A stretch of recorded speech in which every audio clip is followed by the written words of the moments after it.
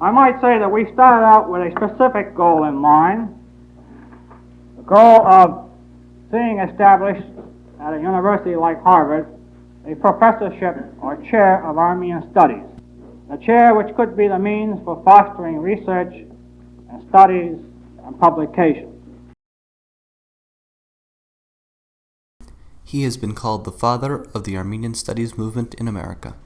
Manoog was NAASR's founding chairman and for nearly half a century worked tirelessly to promote NAASR and the development of Armenian studies in general. Manoog S. Young was born in Boston, Massachusetts in 1917 to Soghomon and Aghavni Young, both from the Kharpet region. As a student, he studied physics at Northeastern University and MIT. He served in the Information and Education Department of the U.S. Army in World War II.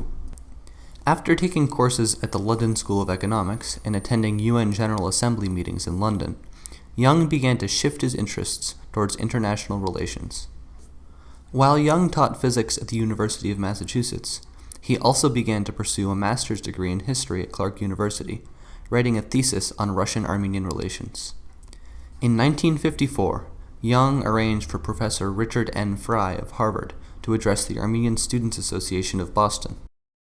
Following Professor Fry's talk before the Armenian Students Association and my talking to other members of the community, particularly Thomas Amirian and Ara Avakian, I wrote a memo to Professor Fry in April of 1954. What it boils down to is that someone has got to take the first step to get the ball rolling. Young, Amirian, and Avakian became the first three founding members of NAASR.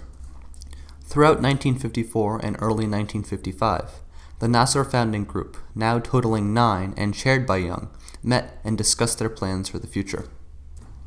On March 2, 1955, NAASR held its first public meeting and announced its plan to raise $300,000 for an endowed chair in Armenian studies at Harvard.